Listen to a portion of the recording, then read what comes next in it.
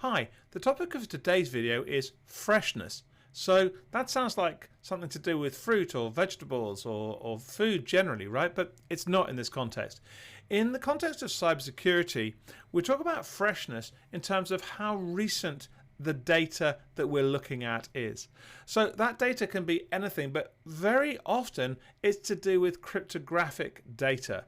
And when we're looking at data and we're saying, okay, this doesn't seem fresh, that can mean different things in different systems. There's no particular definition that we're going to be looking at here for what defines fresh, because that really depends on the system you're doing and the vulnerabilities you're trying to manage and the attacks that you're worried about.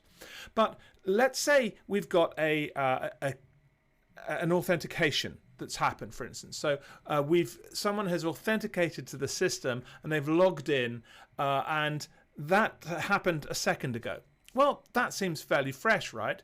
But maybe that authentication happened 2 days ago and this person seems still to be logged on to this system.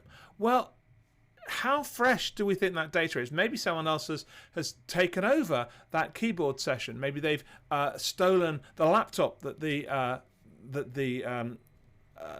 login happened in.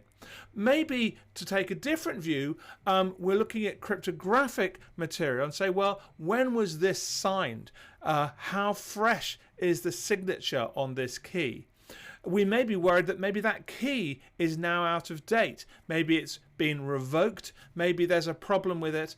But for whatever reason, it's not considered fresh. And therefore, all of the information associated with that particular thing we're checking for freshness should be considered not fresh and maybe viewed with some level of suspicion. We're not quite as happy about it as we might otherwise be.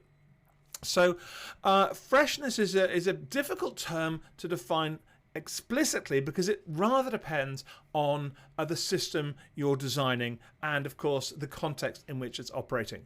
But you really do need to think about it whenever you're doing some sort of check, whether that's a cryptographic check or an authentication or whatever, because the freshness of the data you're looking at may impact on the security, the broader security of the system.